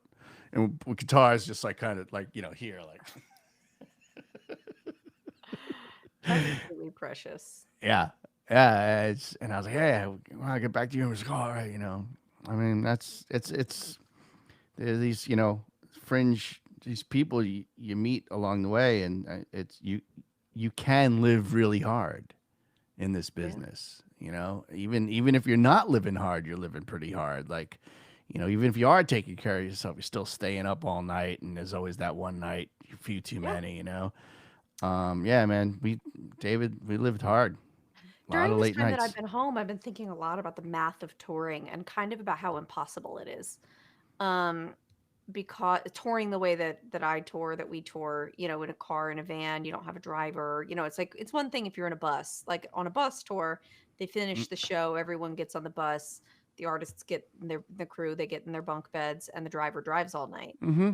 And then everybody Still at least rough, has an but opportunity. Still rough, just a different kind of rough, really. mm, But the way we tour, it's like you load into the venue, you do your sound check, eat your dinner, play your show, schmooze with the audience, settle up, load out, and then get to the hotel. So that's like an 8-hour day right there. And then you mm-hmm. get to the hotel, you take everything out of the car because you can't leave, expensive musical equipment in the car. So now you're loading in for the second time and it's like midnight or 1 in the morning. You load in, then you go to try and unwind and go to sleep. And that moment is tough because you're like coming off all this post-show adrenaline. You can't just like walk in the door after work and just Mm, immediately fall asleep. It's like never. you Yeah. need at least an hour to like settle into the hotel room, brush your teeth, wash your face, unwind, get in bed, like listen to a podcast, read a page of a book, like watch a TV show, do something with your brain. Don't go on Facebook. Yeah, don't go on Facebook. I'll come get you. And then fall asleep. So now it's like what, 1, 2, 3 in the morning, and you've done your work day. You've come home to your hotel and you're falling asleep.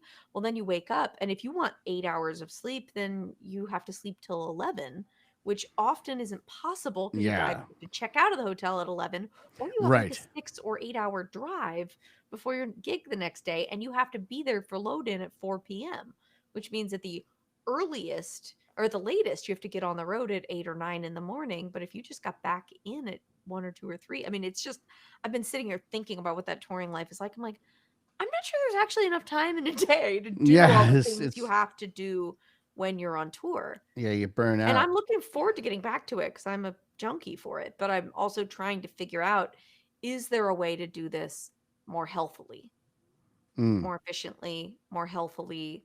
Like, would it mean playing less shows, finding another avenue of income, like through whether it's Patreon or additional merch or anything, and then using that money to hire more support to help make, somebody to help drive that kind of thing? I don't know. I'm just brainstorming because I want to yeah. do this forever. I love it. But like being out of it now for 8 months has me like looking at it Hmm. in a different way and like Yeah. thinking like, wow, like my body has this strange feeling that I haven't felt in a long time. What is it? Oh, it's health. I've had enough sleep for 6 months in a row. Like Right. I've never Right. had that before. Well, if anybody can figure it out, it's you. I mean, Working on it. you work at the craft all the time, and when I say craft, I mean the whole thing, not just like the craft of songwriting or the craft of being an artist. It's really fun, like to watch I don't, I get a lot of artist emails, and I batch delete them all the time because it's just not enough hours in the day. And I don't yours. I look and I see, I look at the, you're making videos all the time and just, giving Patreon customers something to look at. And, you're the real deal. You've been through, all kinds, touring by yourself, just, major TV stuff. That must have been, Oh we yeah, didn't we even didn't talk touch about on that. that today. We didn't even talk about that at all. Like, just that whole scene must be so weird. So it's a Mhm. whole nother dimension of the business. Uh, if anybody can figure out the chemistry, it's you. You know. Well, thank you. I Yeah. That's a huge vote of confidence. I really appreciate it. Do you get any feedback from the days doing like the voice and all that stuff? Do you still like keep in touch with certain folks here and there, or like what was that like? Did it feel what did it feel like in the moment as opposed to what it feels like now that you went through it? All great questions. I do keep in touch with a lot of the other contestants. I'm really close with Nakia and Ty and Lex Land, who was in the second season. Sarah Arumchi, who was my roommate in the first season. She was 18 and I was like 26, 27. She was still in high school. Oh And wow. yeah, she just turned 18. She was a senior in high school. And she has a gorgeous naturally voice. Like her gift is incredible.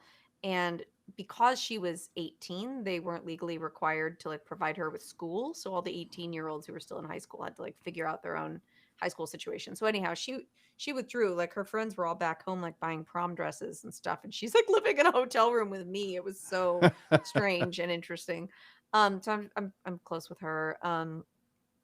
And what was it like in the moment? It was very overwhelming and it was really scary. And it's interesting because if you go back and watch the clip, it's currently on my website, of me doing my blind audition on The Voice. You can hear my voice shaking, and you would think it sounds like vibrato, but it was actually just my whole body trembling from Right. my toes to my hair follicles. I've never been more scared on stage than in the two like 90-second clips where I sang on the show.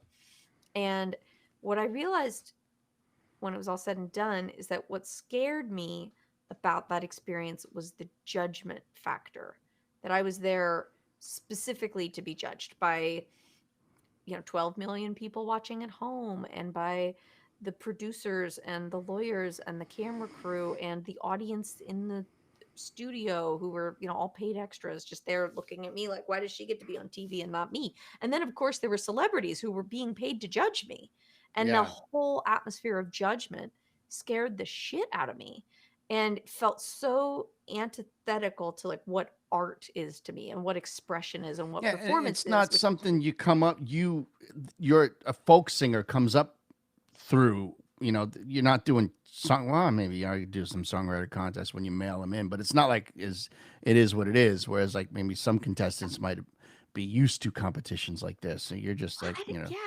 I mean, the thing is that art is subjective.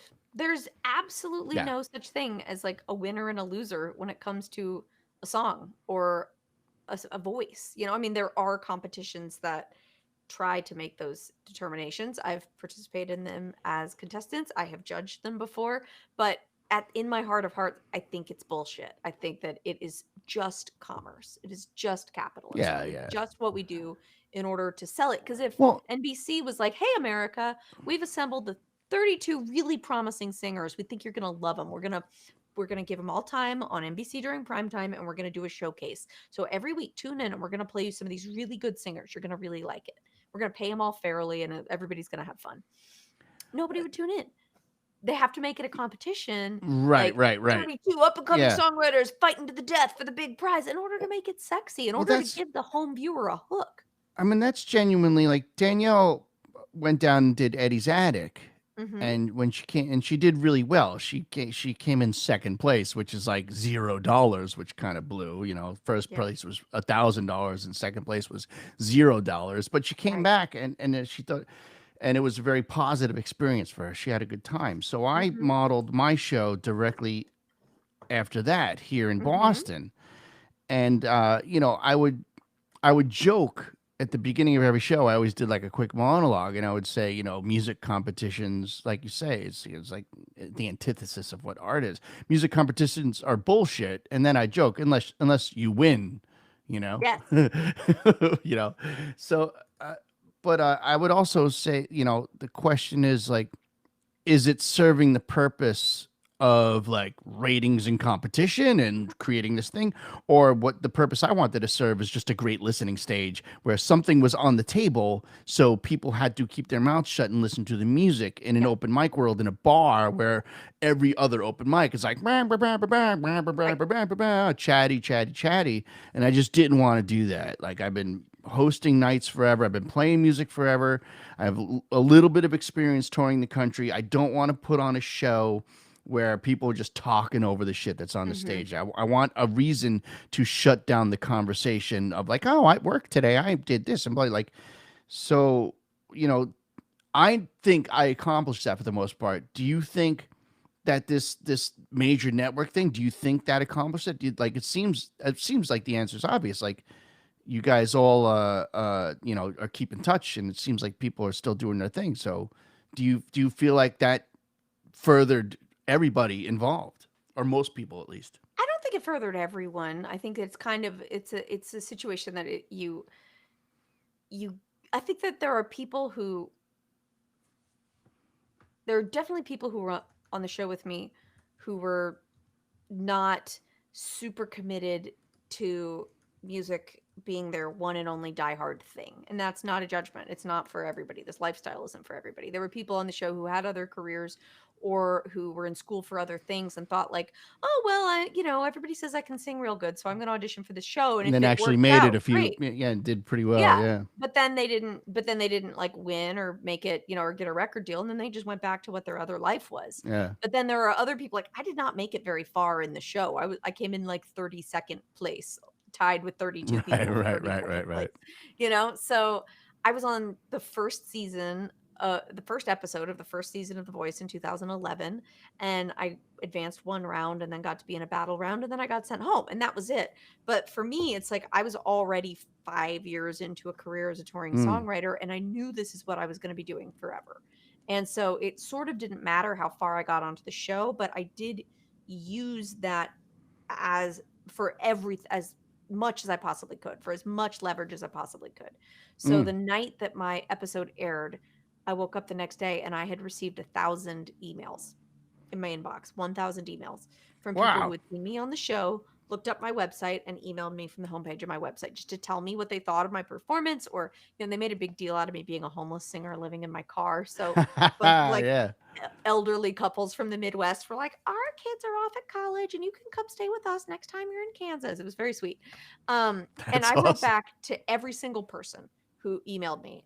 Every person who emailed me, every person who reached out on Facebook or Twitter, no Instagram at that point for me. I responded to everything with "Thank you so much." And I knew I was going to be eliminated the next time. I couldn't tell anyone, but I knew that that was like Right, my one good shot. So I responded to every single thing saying like, "Thank you so much. Here's my right. newsletter. Here's my iTunes. Here's my website. I'd love to get you on board." And I just tried to capture as much of that moment as I possibly could.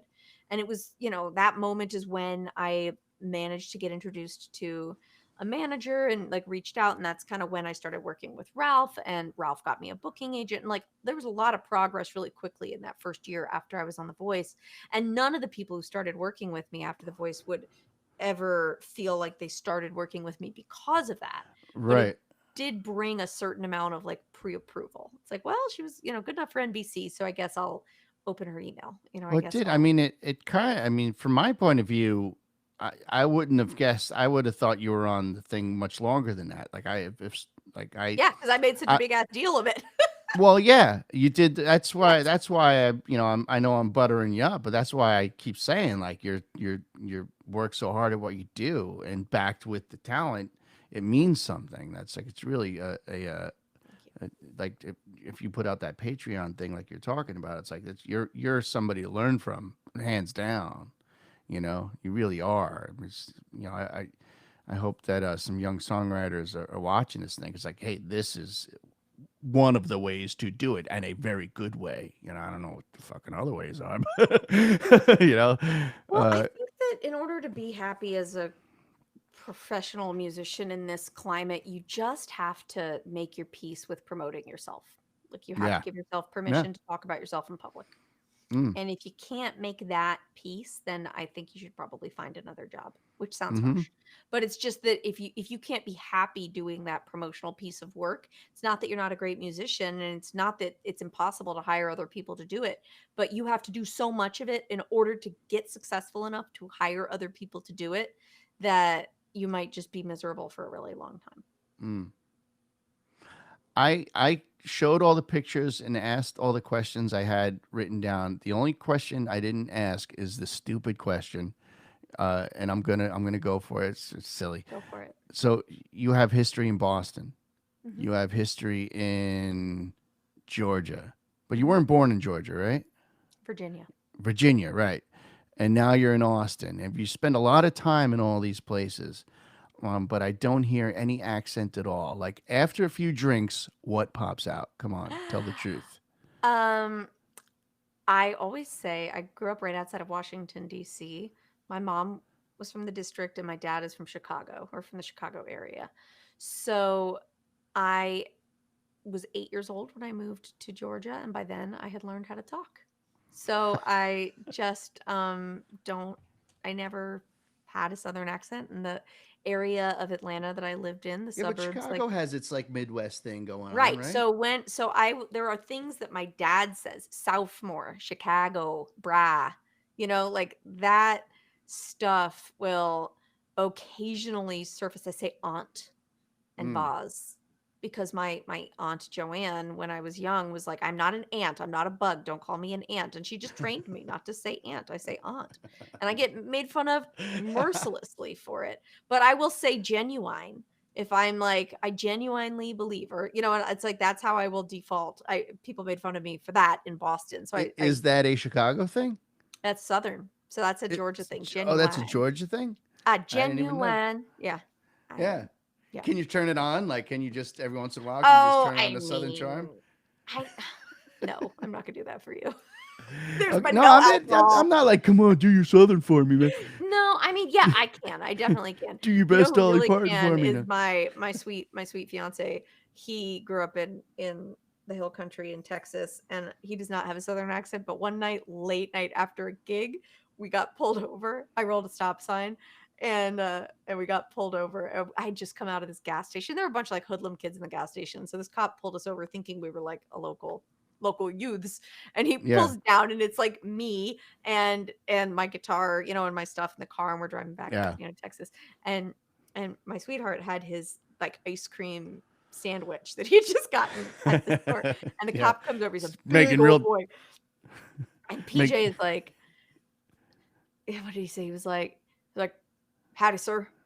Nice to see you tonight. I don't mean any offense, but if you don't mind, I'd like to eat this ice cream sandwich because I've unwrapped it and it's just gonna melt. And the guy was like, absolutely can't let that go to waste, son. You know what I mean? He was like so on our side. And I had never heard PJ talking with such a thick Southern accent before. Wow. It's like country boy, like Texas redneck accent. I was like, where the fuck did that come from? Just lay it on the local.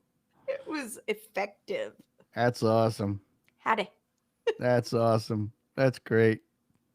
Oh, that's yeah. That's great. That's the stuff I miss. The random. That's why I started this show, so I can chat with folks. I miss these interactions. Like if you came to Boston and played, I missed the pre-show. I missed the post-show. Maybe even having a drink in the front bar after the show. Yeah. Or whatever. I remember one night you came by Toad after another show or something like Mhm. that, and we all jammed and That was so that fun. kind of stuff. I didn't even get on the John Elliott subject. I know you're a John fan, so am That I. was so great. Well, Yeah. you were talking about having a drink after the show, and that reminded me of when I toured. I toured with Ellis Paul for several years, and the thing that I Oh, I noticed that didn't know he that. That's does. cool. Oh yeah, because he was with Ralph as well, and that was sort of something Ralph did, was send me on tour. Yay, John Elliott! So the thing that I've noticed that Ellis Paul does after every show is he sits down and has a drink at the end of the night with whoever's around, the Mm-hmm. the booker, the manager, a super fan, the merch seller, the sound person, just whoever's there. And he will sit down and have a drink and just chat. And that's for his own sake because he needs that like post show connection and hang.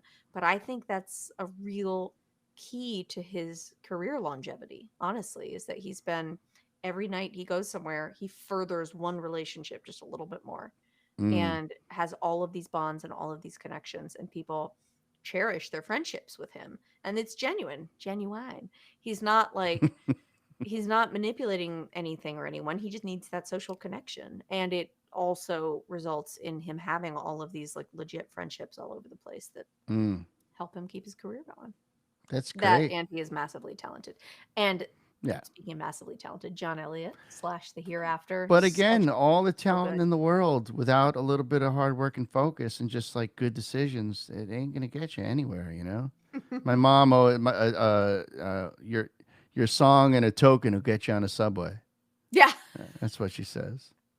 Thanks, Your, Ma. yeah, yeah, you know, yeah. It's the truth, you know. It's yeah. John's great, man. That new record is great. That's another that Freedom 2020 tour he was going to do on his bicycle. Oh, I mean, my goodness, with the stories he would have come out of that thing, you know, if he survived.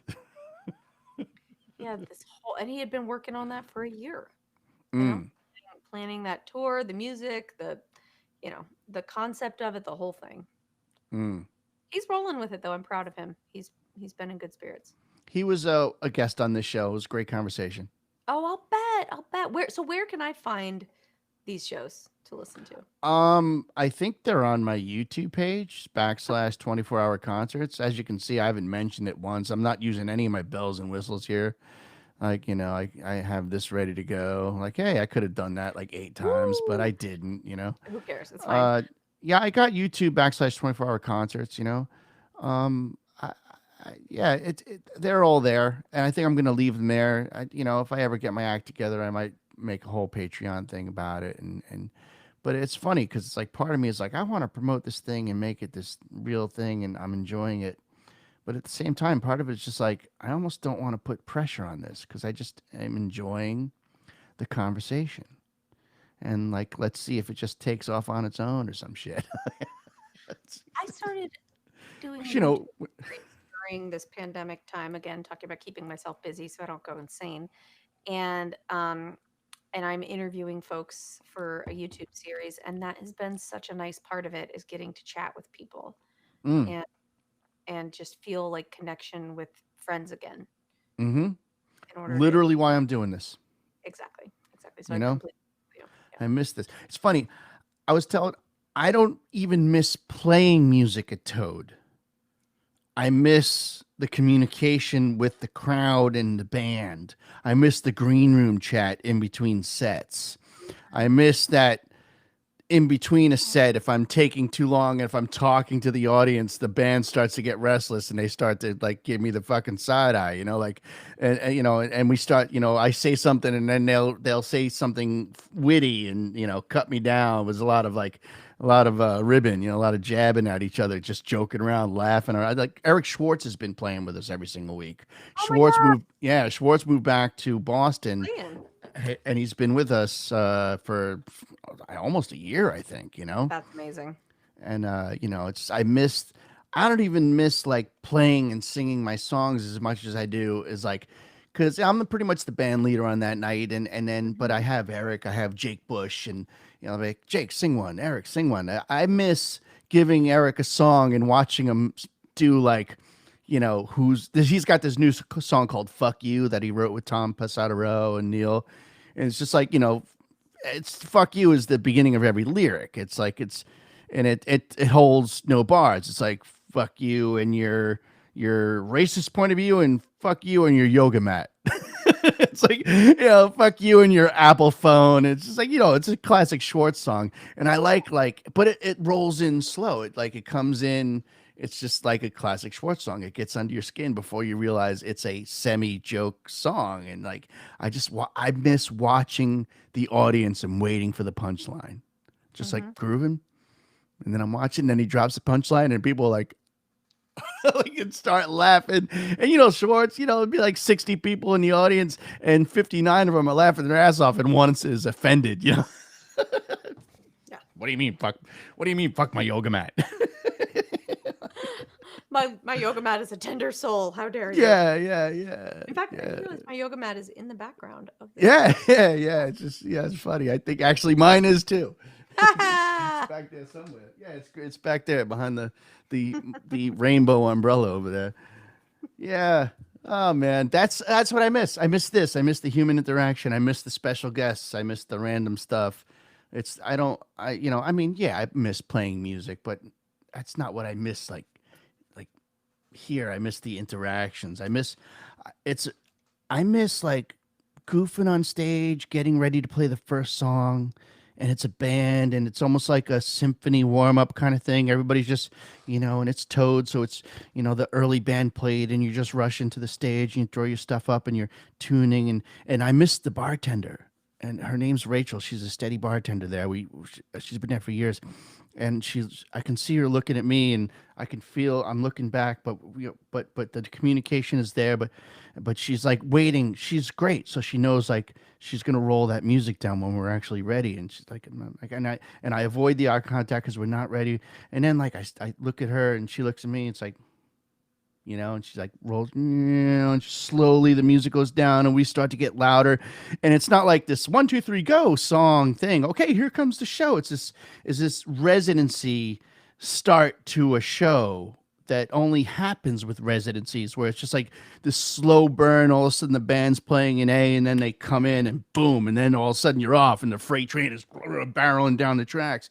I miss that. I miss that communication with Rachel, that unspoken moment where it's like, we just know what's going on and how to do it. It's such a well-oiled machine of chaos. It's like such controlled chaos. And that's what I miss. Those are the things I really miss. And these conversations with artists, with great artists traveling from, local and around the world. The artist is coming in for the first time.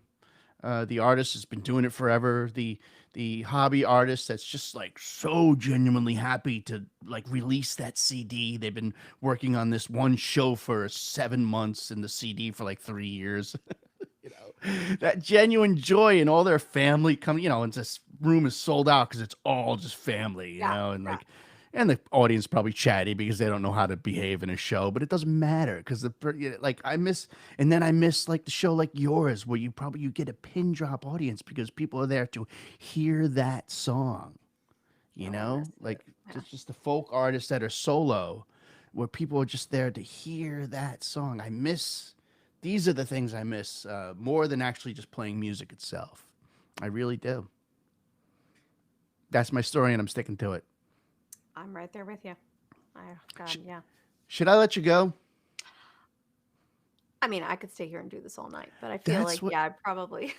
That's what happens every time. You're like, how long do we go? A half an hour, 40 minutes, an hour? And I'm like, yeah, but it always ends up being like it's been almost 2 hours. It's crazy. It's crazy. Yeah. I actually didn't even realize it had been that long, but one of my headphones was just like, doop, doop, doop. And I was like, no, it can't be. Oh.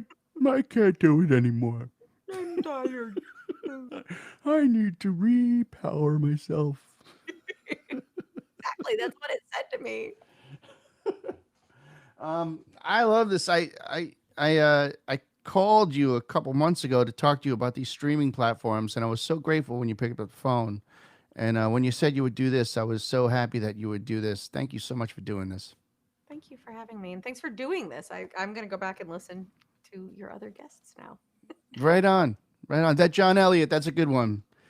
John Elliott's a good one, and Will Daly is a good one. Do you know Will? No, not personally. We've just. Oh goodness, you should know. Will is a Boston guy, but he's played Farm Aid. He's worked with all kinds of. He's the real deal. You should definitely listen to the Will Daly one because he's got a real great outlook on things, similar to the way you do. And I feel like he would benefit from listening to the way you just talked about a lot of things. And I feel like you would be really on board. It would be a fresh perspective for you, the way he says things. And of course, John, because we love John, and it was just entertaining. Yeah, he's talks, great. John is the best, man. He's one of my favorite songwriters. And well, I want to throw it out there to Alan, who's been listening on Periscope. for the whole show. Thank you for tuning in. Oh, you can see these things? Oh I yeah. just it just popped See in. that? I can see. Yeah, I only see a few of them, but I had tweeted this early on, and I saw that he was going to watch it. So Cool. just wanted to Yeah, know. these streaming platforms, they are what they are. All right, I'm gonna we could that's live streaming content. All of a sudden we'll be off on some other thing. All right, I'm gonna gray you out for a hot second, and I'm gonna say goodbye, and then I'll be right back. Hang in there, All one right. sec. Okay. Ladies and gentlemen, that is our show. My name is Tom Bianchi. This is Live Stream of Consciousness. Right now, I'm doing this every single Monday night. Next week's guest is singer-songwriter Pamela Means, who just put out a brand new record called Pamela Means and the Reparations. It's a live record. Pamela Means and her band are three awesome, kick-ass, strong black women fucking rocking their thing and taking no prisoners. I've known Pamela for years. She is a badass guitar player and a really great singer-songwriter. She's the best.